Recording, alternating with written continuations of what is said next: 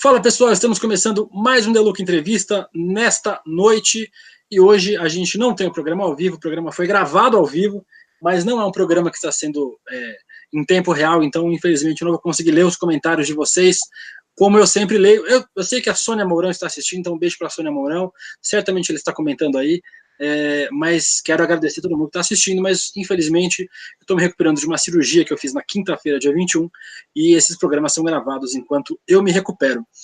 Mas isso não impede da gente ter programas muito bons e de muita qualidade, mesmo enquanto eu não estou os fazendo ao vivo. Por isso, hoje eu estou conversando com o deputado estadual do Paraná, do PDT, o Goura. O Goura tem um perfil diferente dos políticos tradicionais que a gente está acostumado, inclusive nos campos progressistas, na esquerda. Eu queria começar te dando boa noite, Goura, e te falando um pouquinho sobre seu perfil. Eu queria que você se apresentasse para as pessoas que não são do Paraná, que têm menos contato com você, que você falasse um pouquinho sobre quem é você e como é que você acabou chegando na política. Beleza. Salve, William. Boa noite a ti e a todo mundo que está aqui acompanhando o programa. É um prazer estar tendo essa conversa aqui contigo. Bom, vou me apresentar. Na verdade, eu sou Jorge Brandi, meu nome de nascença, sou daqui de Curitiba, tenho 39 anos, sou formado em filosofia pela Universidade Federal do Paraná e desde os meus 16 anos que eu tenho envolvimento com a cultura do yoga, com a cultura da paz, a busca da meditação. E isso me levou a visitar a Índia algumas vezes. E a primeira vez que eu fui para a Índia, eu tinha 18 anos, e eu recebi esse nome, Goura Nataraj. É o nome de iniciação no caminho do yoga. Eu estou com 39, faz 23 anos que eu sou vegetariano, busco me aprofundar no caminho do yoga, na meditação. E, enfim, desde esse tempo, desde esse período, desde a adolescência, eu tive envolvido com um movimento independente, a contracultura musical aqui em Curitiba. Eu fiz parte da cena hardcore, straight edge da cidade, envolvimento com bandas, com produção de músicas, de shows, e sempre uma cena muito politizada. A gente sempre teve envolvido em movimentos, em ativismos diversos, mas eu sempre qualifiquei a política como algo dissociado ou até mesmo distante ou longe disso na qual eu me encontro agora. Eu sempre pensei a política como algo que a gente faz no dia a dia, que tem que estar as pessoas conscientes, os nossos atos individuais, eles são políticos. Eu sempre vi as coisas dessa forma. E, posteriormente, esse ativismo ele levou a uma discussão muito específica em relação à bicicleta aqui em Curitiba, como meio de transporte, como meio de mobilidade. Isso foi em 2004, 2005. Nós começamos a bicicletada de Curitiba nessa época, São Paulo também estava fazendo logo um pouco antes de nós, e esse trabalho foi tomando uma proporção muito maior, política de fato, né? E a gente fundou uma associação em 2011, eu fui o coordenador dela, da Ciclo Iguaçu, e a gente começou, a partir daí, um processo de tentar mudar realmente as políticas públicas aqui, tanto de Curitiba quanto do estado do Paraná. Me candidatei em 2014 a deputado federal e fiz 13 mil votos na ocasião, não fui eleito, e fui trabalhar na prefeitura de Curitiba, no departamento de trânsito, no ano de 2015 e 2016, justamente na área de mobilidade, focada na bicicleta, nos pedestres, nas pessoas com deficiência. Fui eleito vereador em 2016, fiz 6.573 votos e fiquei esses 2 anos com um mandato como vereador, e agora a gente fui eleito para deputado estadual.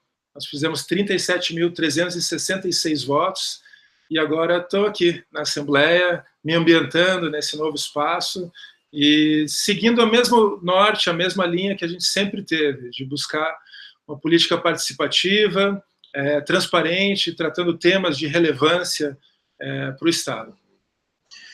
Deixa eu só lembrar para quem está assistindo, o programa está ao vivo, mas ele foi gravado, então o programa não está... Nós não estamos conversando ao mesmo tempo que vocês estão assistindo, então por isso eu não estou lendo os comentários de vocês, mas agradeço, sei que tem muitos comentários aqui, como vocês sempre acompanham e comentam bastante o The Look Entrevista. Lembrando, se inscrevam no canal, cliquem no sininho para receber as notificações. Quem puder ajudar, seja membro, aqui embaixo tem um quadradinho azul, seja membro, clique lá, é R$ 7,90 por mês, você ajuda a continuar construindo este espaço de mídia contra-hegemônica. Quem puder ajudar mais, brasil247.com.br/apoio, vire um assinante solidário e ajude a gente a continuar fazendo esse trabalho que a gente faz aqui. Lembrando, estou entrevistando o Goura, deputado estadual do Paraná pelo PDT. Goura, nessa última eleição, 17 vereadores da Câmara de Curitiba tentaram vagas na Câmara dos Deputados e na Assembleia Legislativa do Paraná. E é um número que sempre é muito grande, aí muitos vereadores de Curitiba acabam se tornando deputados, mas o número tem caído, até a eleição passada, que um vereador só foi eleito, no caso você foi eleito deputado estadual. Eu queria saber a que você atribui essa rejeição tão grande das pessoas a esses políticos que são considerados, entre aspas, tradicionais, né? Já que gente de todos os campos partidários, né, de todos os campos ideológicos se candidataram e só você conseguiu se eleger. Você acha que isso tem ligação com os protestos que aconteceram aí em relação aos servidores municipais? Teve uma confusão muito grande em Curitiba, você pode aproveitar para relatar um pouco isso para a gente. Você acha que tem relação esses episódios com o fato de você ser o único vereador que conseguiu se eleger deputado? Pois então, William, eu vejo assim, as duas coisas, né? Acho que é uma reflexão importante que eu mesmo tenho feito esses meses pós-eleição. Primeiro, uma coisa que muito me chamou a atenção quando eu entrei na Câmara Municipal de Curitiba é o formato do jogo democrático, enfim, político que se dá, de você ter uma base de apoio do prefeito, você ter um líder do prefeito, um líder do executivo na Casa Legislativa, e do outro lado, a maneira como os vereadores, no caso, mas eu tenho certeza que isso acontece em todas as casas legislativas, eles abrem mão da prerrogativa essencial de um mandato legislativo, que é o papel de fiscalizar, o papel de jogar a lupa ali no executivo, acompanhar os atos do prefeito, do governador, do presidente. E não acontece isso, né? Isso me causou um espanto, assim, de ver isso sendo tratado dessa forma. No primeiro momento me coloquei como independente, no sentido justamente que eu queria entender aquele espaço, as dinâmicas, mas os processos que foram levados a cabo pelo prefeito Rafael Greca, com a sua base de apoio, que era a grande maioria dos vereadores, cerca de 30, de um total de 38 vereadores. Você comentou, a gente teve um episódio vergonhoso, no qual a Câmara de Curitiba fechou as suas portas tradicionais do Palácio Rio Branco, aqui na cidade, e foi transferida à Ópera de Arame. As pessoas que conhecem Curitiba talvez lembrem, o espaço construído pelo Jaime Lerner, um espaço de shows que ela tem um controle de acesso muito, muito fechado, ela tem um fosso. As pessoas brincaram na época que só faltou os crocodilos ali no fosso. E a nossa sessão plenária foi transferida para aquele local com um contingente de mais de 1.000 policiais ali, colocados justamente para impedir que a população, os servidores, adentrassem no espaço de votação dos vereadores. A partir daquele episódio, eu me posicionei na oposição, fiquei como líder da oposição ao prefeito durante muitos meses, e eu atribuo a minha eleição também a isso, ao fato de que a gente pôde dar relevância a temas importantes sociais, os direitos dos servidores públicos, a maneira como a prefeitura conduziu um processo que nós criticamos desde o início, que colocou em risco a autonomia do Poder Legislativo, que subjugou a Câmara e a independência da Câmara às vontades do prefeito. Então, isso tudo nós somos muito críticos e nós estabelecemos um discurso em cima disso. Ao mesmo tempo, eu vejo, William, que os temas que eu tenho tratado no mandato de vereador e que a gente está tratando aqui são temas de uma relevância, de uma aproximação com o dia a dia das pessoas. Então, eu acho que existe também um distanciamento entre o político, a maneira como ele vive, como ele se alimenta, enfim, da coisa real, do dia a dia, né? Os políticos aqui em Curitiba, a gente está com a segunda tarifa mais cara do Brasil. Se der certo, quando o programa for ao ar, eu espero que não dê certo, mas a gente vai estar com a tarifa mais cara do Brasil. Já é R$ 4,25, deve ir para quase R$ 5,00. E a gente convive, então, com esse distanciamento dos políticos, dos temas que fazem sentido para a maioria das pessoas. Eu acho que a gente conseguiu, de alguma forma, mostrar a relevância para esses temas, conseguimos fazer uma comunicação efetiva do nosso trabalho legislativo para as pessoas em geral. Então, eu acho que é um conjunto de fatores, mas, de fato, desde 2010 que a Câmara Municipal de Curitiba não elegia um deputado estadual. Eu fui agora eleito e a gente enfrentou muita resistência da máquina estabelecida do prefeito. O seu líder também concorria a uma vaga aqui na Assembleia. A gente teve uma campanha que gastou, no total, cerca de R$ 60 mil, e se você for comparar com os recursos gastos por muitos dos candidatos, muitos dos deputados, a gente passou longe do gasto que foi efetuado por esses outros candidatos. Então, eu acho que mostra também uma mudança de perfil. É óbvio, a gente está aqui em Curitiba, é uma cidade com perfil conservador, é uma cidade onde muitos temas são de difíceis exposição ou de colocação para o conjunto da sociedade, mas mesmo assim eu fui o único candidato que se elegeu, falando de temas como direitos humanos, o acesso à cidade, mobilidade ativa, pautas ambientais também, como um todo. Então, eu acho que é um conjunto de fatores que levou a esse resultado. Também destaco aqui que justamente nessa polarização entre eu, como líder da oposição, e o prefeito Rafael Greca, a gente conseguiu ganhar o destaque. Eu destaco aqui o ponto que se colocou muito em evidência. O prefeito, em várias ocasiões, ele me chamou, não diretamente, mas falou assim dos agourentos que estão na Câmara Municipal, das criaturas agourentas que lhe fazem oposição.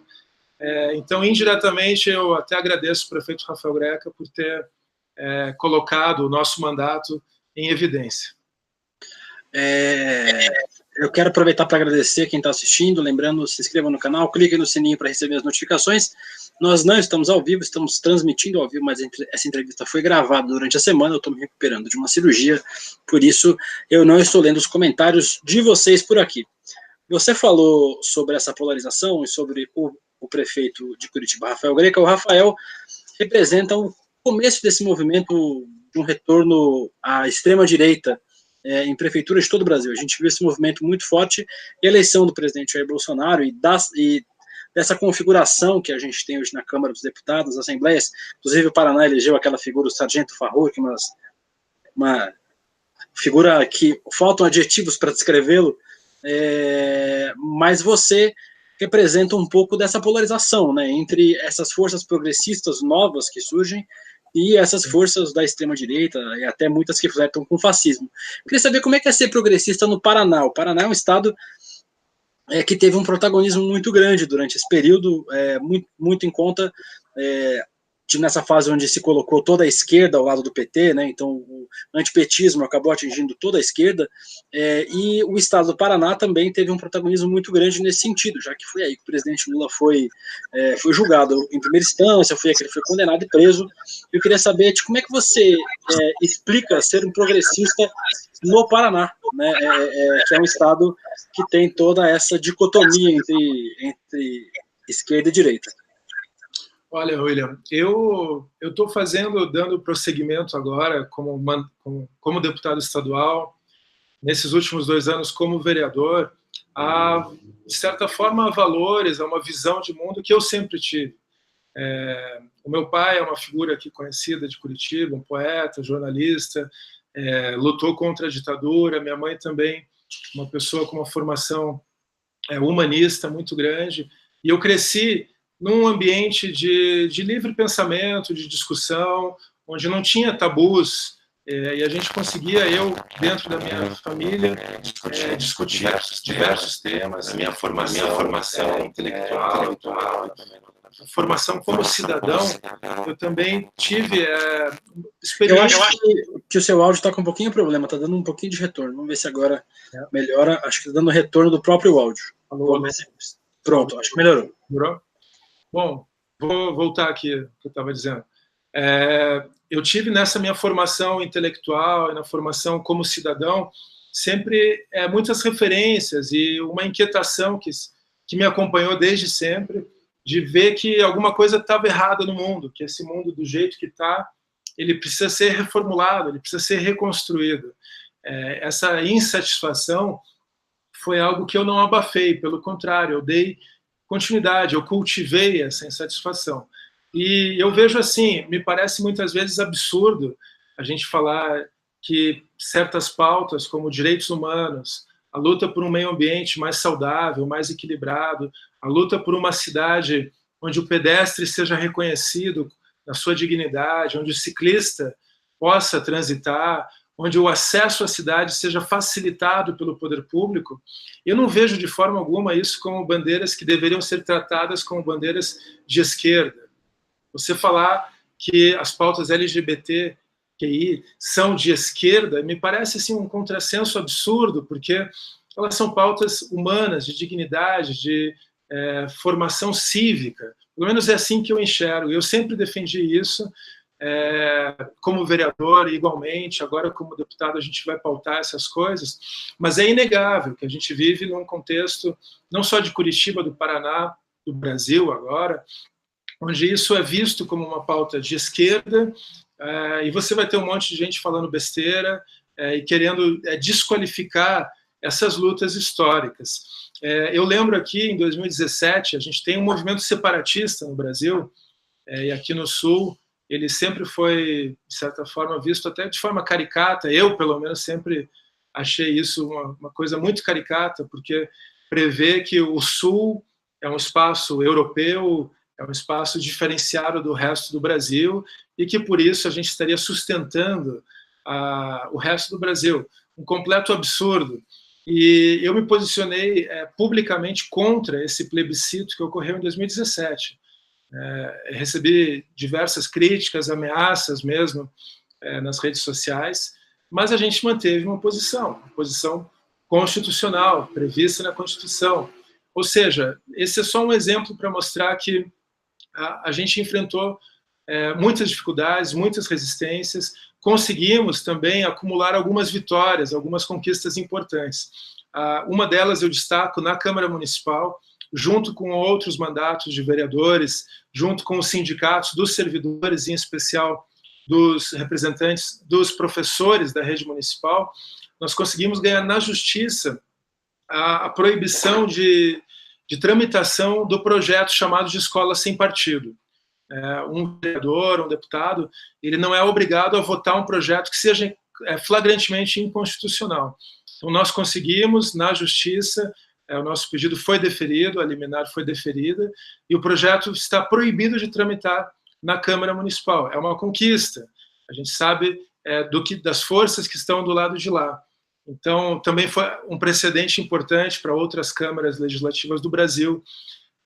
E assim, William, eu acho que, da minha parte, eu encaro com bastante tranquilidade essa situação aqui mesmo na Assembleia Legislativa. A atual formatação são 54 deputados. Você mencionou o sargento que foi eleito para o Congresso Federal, daqui do Paraná.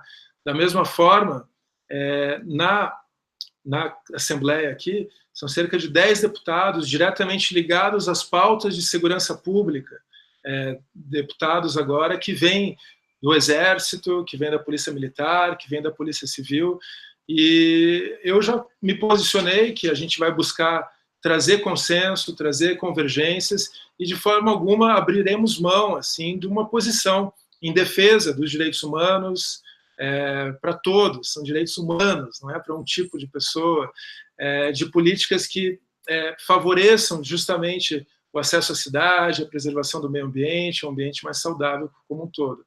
Mas é triste a gente ver o Brasil nesse momento em que isso é tratado como uma política de esquerda, justamente com um falso argumento para desqualificar essas pautas. Você falou, o prefeito Rafael Greca foi eleito justamente nesse movimento pendular que elegeu o Dória em São Paulo, elegeu o Crivella no Rio de Janeiro, e muitas das pautas que, por exemplo, o Haddad implantou em São Paulo, as pautas de mobilidade, que o Gustavo Frutti implantou aqui em Curitiba, também foram tratadas como políticas de um determinado grupo partidário ou grupo político. E aqui em Curitiba, como em São Paulo, a gente teve, eu vou dizer, uma omissão, um descaso, um desprezo até mesmo, pelas políticas implantadas na gestão anterior. E uma desconstrução dessas políticas, intencional. Então, acho que o momento agora, eu acho que tem que ser de a gente, sei lá, tentar reverter esse quadro e fazer com que haja um esclarecimento por parte da população, uma conscientização de fato mais efetiva. Curitiba, eu lembro também, nessa discussão de mobilidade, é a capital mais motorizada do Brasil, em termos relativos de tamanho de frota de automóveis com a quantidade da população. Então, falar de muitos temas, a gente já enfrenta uma resistência automática do senso comum. Por exemplo, tirar espaço da rua para fazer uma ciclofaixa, para fazer uma faixa para o transporte coletivo. São temas que enfrentam resistência. Mas enfim, parte também da dialética e do processo que a gente está vivendo. Deixa eu aproveitar para que você entrou nesse assunto da mobilidade, lembrando que essa entrevista está ao vivo, mas foi gravada anteriormente, eu estou me recuperando de uma cirurgia, então eu estou conversando com o Goura, o deputado estadual que assumiu recentemente o mandato lá no Paraná, ele é do PDT, então eu não estou conseguindo ler as perguntas de vocês, mas com certeza o deputado estará lendo todas elas agora que a gente está ao vivo, vocês estão assistindo essa entrevista ao vivo. Goura, eu quero só aproveitar que você entrou nesse tema da mobilidade, você já trabalhou na gestão pública, inclusive, como você já adiantou para a gente, e eu já fui algumas vezes para Curitiba, sempre Curitiba parece que tem uma mobilidade muito melhor que as outras cidades, né? Então, eu queria que você dissesse o que a gente, aí em Curitiba, o que vocês propõem para melhorar, o que o seu mandato propõe para melhorar a mobilidade nas grandes cidades do Paraná, também, especialmente em Curitiba, e você viajou para vários lugares para ver experiências que deram certo em outros lugares. Eu queria que você relatasse um pouquinho do que você viu que deu certo aqui no Brasil, o que deu certo lá fora, e o que a gente pode fazer para melhorar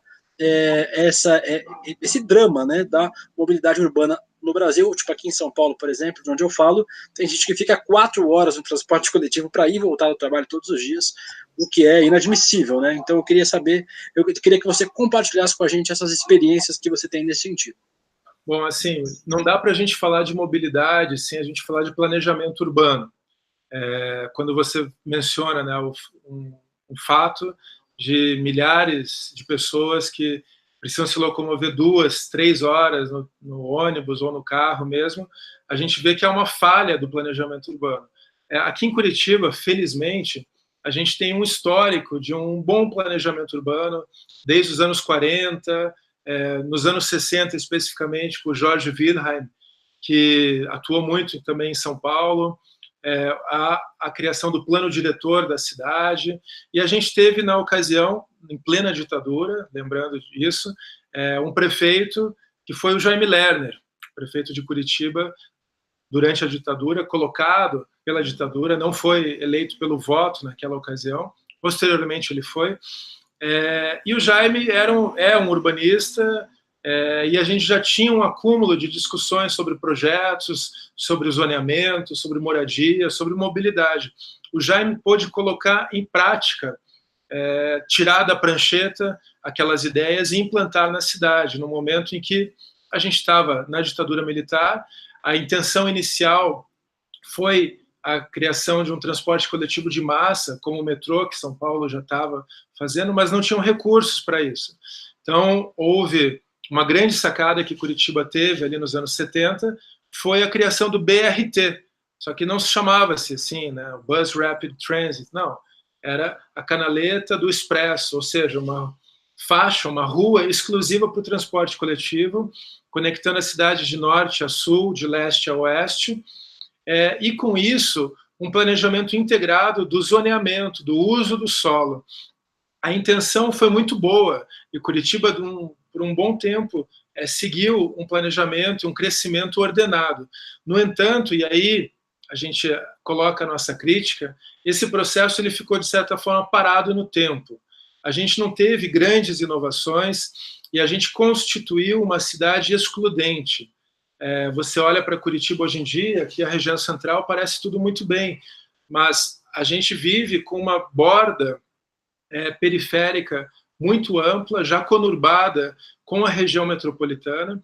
A gente está falando de um total de 29 municípios, 14 dos quais diretamente integrados à vida urbana da capital, de Curitiba, e problemas seríssimos de moradia, de justamente as pessoas mais pobres tiveram que morar longe da cidade, longe das creches, longe do transporte coletivo, longe de tudo que a cidade tem a oferecer, e você cria esse círculo vicioso, onde a pessoa tem que morar mais longe, o Estado tem que oferecer uma infraestrutura cada vez mais cara para chegar aonde as pessoas estão indo morar, e um processo, então, que nós entendemos que Curitiba ficou parada no tempo. E a gente vive, desde então, num eco dessa cidade modelo, desse mito da cidade modelo, que foi vendido internamente para o Brasil, internamente para Curitiba, para os curitibanos, e externamente para o mundo. Curitiba é conhecida mundialmente por causa daquilo que foi feito nos anos 70 e nos anos 80. Só que a gente atualmente tem, como eu disse, a segunda tarifa mais cara do Brasil, R$ 4,25. Se os planos e as tratativas do prefeito com os empresários derem certo para eles, a gente vai ter a tarifa de novo, a tarifa mais cara, chegando a quase R$ 5,00. Há um déficit crescente do número de usuários no transporte coletivo, e você tem uma ausência de políticas efetivas para a bicicleta, para os pedestres, para as pessoas com deficiência. O que tem são migalhas, são algumas coisinhas aqui e lá que são colocadas. O que a gente tem de referência, por exemplo, a primeira rua de pedestres do Brasil, a Rua 15 de Novembro, o calçadão da Rua 15. Isso foi feito em 1972 pelo Jaime Lerner.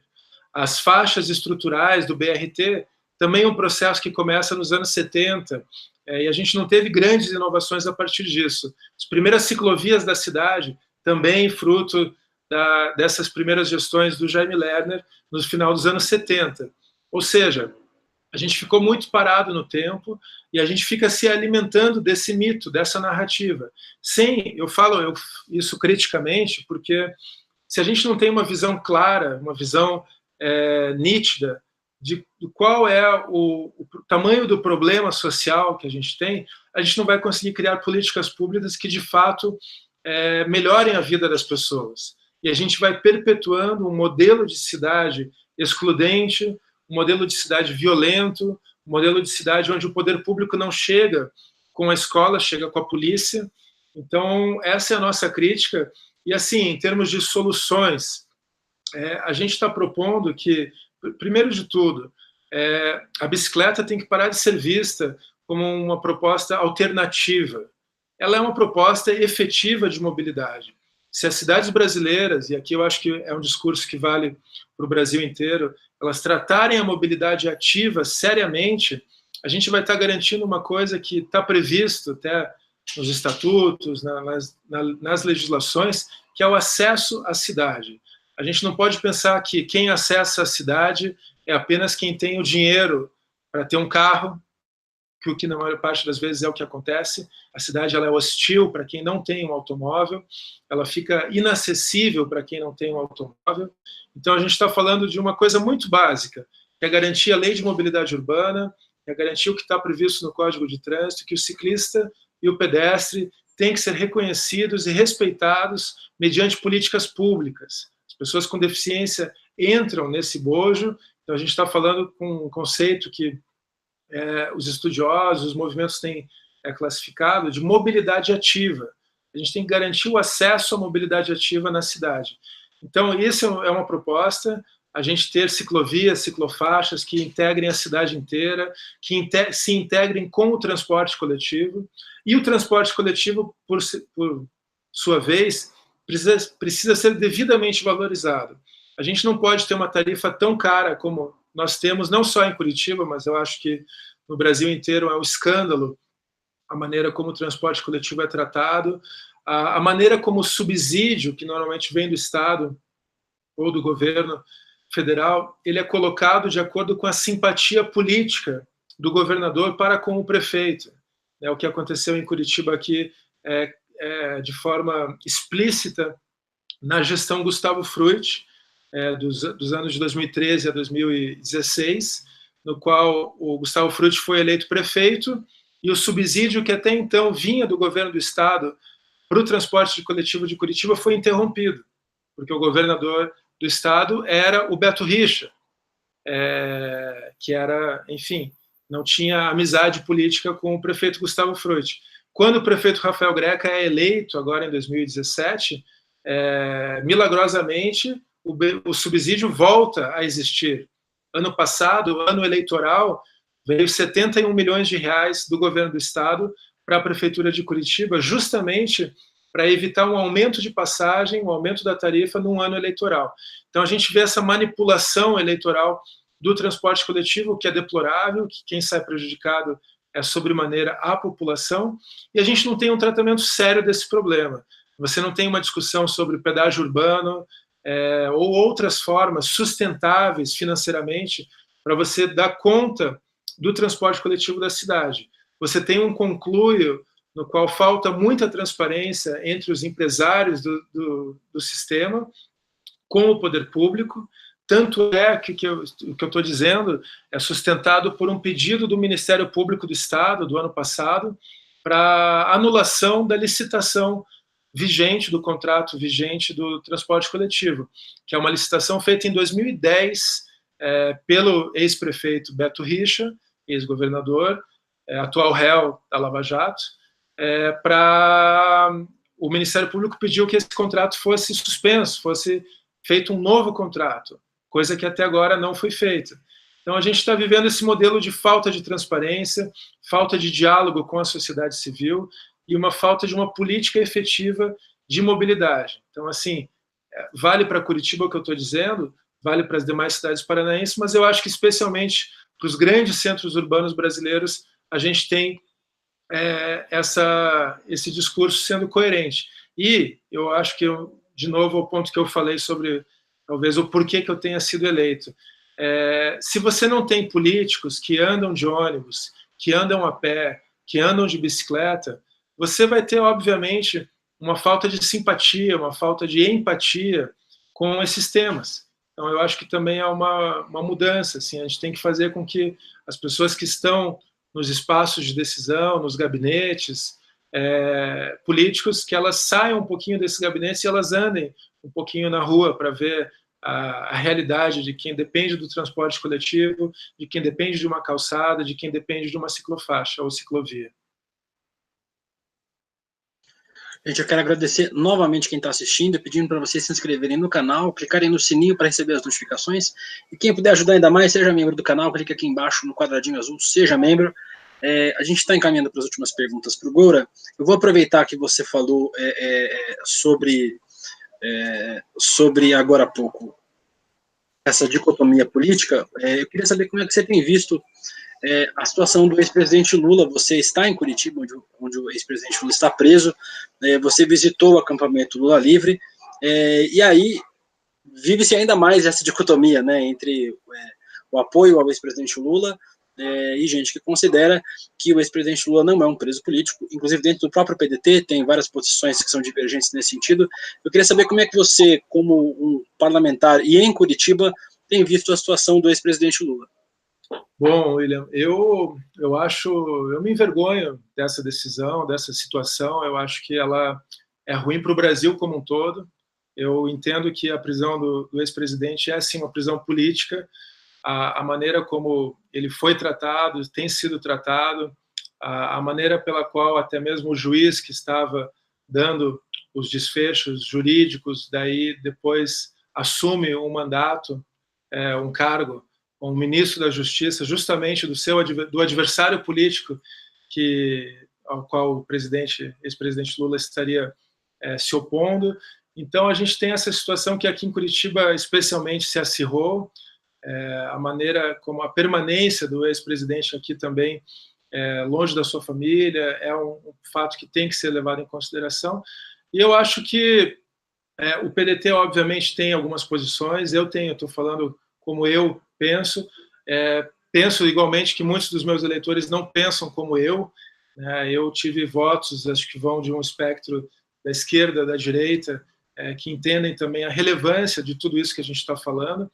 Então, a minha posição tem sido essa. Assim, eu estive assim no acampamento, estive no dia em que o ex-presidente foi trazido aqui a Curitiba, no qual a polícia reagiu com violência à manifestação pacífica daqueles que estavam lá. E eu espero que o Brasil consiga superar isso o quanto antes.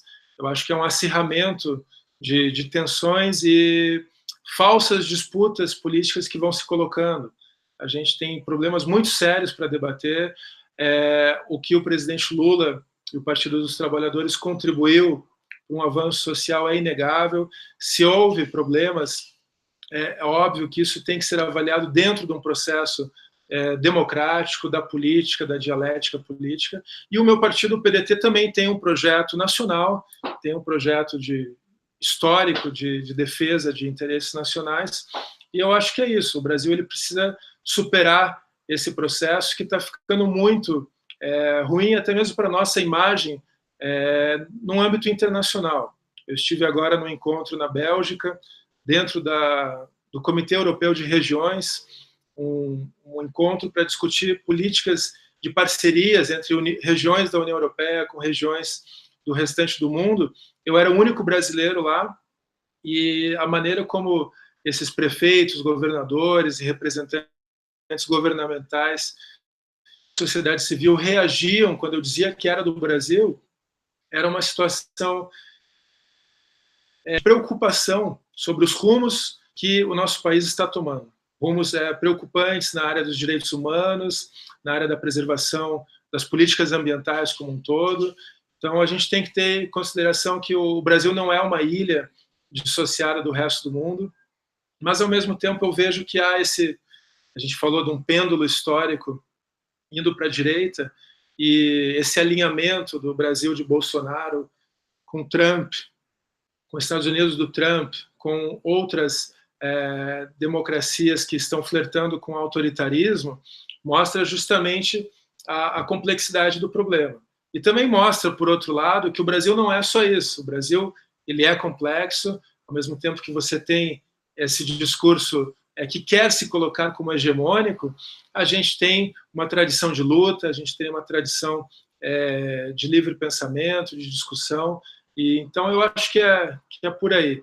E da minha parte, assim, minha solidariedade ao presidente Lula, a todos aqueles, eu tenho muitos amigos que são do Partido dos Trabalhadores, que estão militando ali ativamente, e a gente espera que isso tenha um desfecho positivo o quanto antes.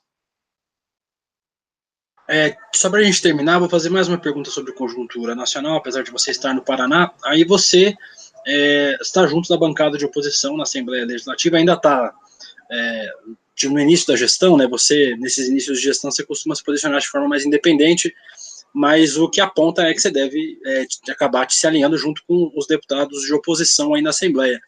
Eu queria saber como é que você tem visto essa construção de oposição aí no Paraná, junto das esquerdas, e também como você tem visto os posicionamentos do PDT nacionalmente, né? A gente tem hoje na Câmara dos Deputados um número pequeno de deputados de oposição contra o presidente Jair Bolsonaro, e há uma certa divisão no campo progressista, né? Acho que tem a ver muito com os resquícios, as mágoas eleitorais mal resolvidas entre o PT e o PDT. Se você vê que existe a possibilidade de, no futuro, a gente ver esses partidos novamente próximos e uma bancada de oposição ao presidente Jair Bolsonaro maior do que a gente tem hoje, né? Mais unida, pelo menos, né? Já que os dois partidos vão fazer oposição, mas pelo menos uma bancada mais unida. E já aproveito para deixar espaço para você fazer suas considerações finais e mandar um abraço para todo mundo que assistiu a entrevista. Aproveito para agradecer também o espaço que você ofereceu para a gente aqui na TV 247. Legal. Bom, William, eu digo assim, na Câmara Municipal, uma das principais parcerias que eu tive foi com a única vereadora do PT aqui em Curitiba, a vereadora professora Josete, que está no seu 4º mandato, uma pessoa incrível, E eu vejo a seriedade com a qual os parlamentares do PT agem, pelo menos aqui no Paraná, aqui na Câmara Municipal, aqui na Assembleia Legislativa.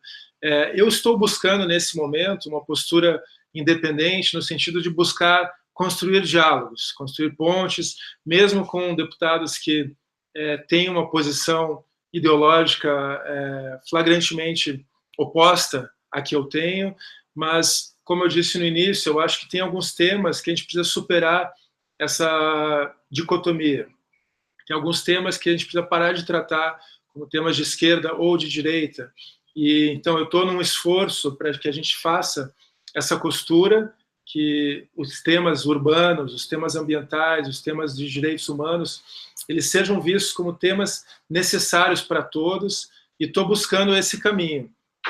Se eu estarei na oposição oficialmente, em breve ou não, eu acho que vai ser uma consequência tanto dos atos do governador Ratinho Júnior, da sua gestão, mas também da maneira como eu vou reagir a eles. E o que eu estou deixando bem claro, tanto para a gestão estadual quanto para os meus colegas aqui, é que eu de forma alguma quero abrir mão da minha independência para elogiar o que for bom, criticar o que for ruim, e a gente manter essa postura. Eu não estou negociando cargos em nenhuma esfera, eu não estou negociando essa minha independência. Eu acho que ela é uma prerrogativa que cada parlamentar jamais poderia abrir mão, em troca do que quer que seja.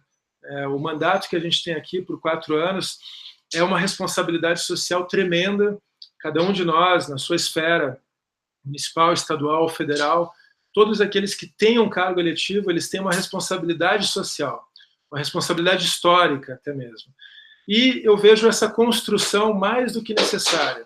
Aqui em Curitiba, no Paraná, eu estou com um diálogo com o PCdoB, com o PSOL, com o Partido dos Trabalhadores, obviamente, com todos os campos do PDT, para que a gente possa ter, nas eleições municipais que estão aí logo à frente, no ano que vem, um espaço de construção, de debate sério, e que a gente possa parar com uma certa autofagia da esquerda, que é ruim para todo mundo, é ruim especialmente não para a esquerda, para o Brasil, porque eu lamento até esse desfecho que você colocou aí, desenhou rapidamente um plano nacional, porque eu acho que era o momento de termos tido uma união, era o momento da gente ter se unido.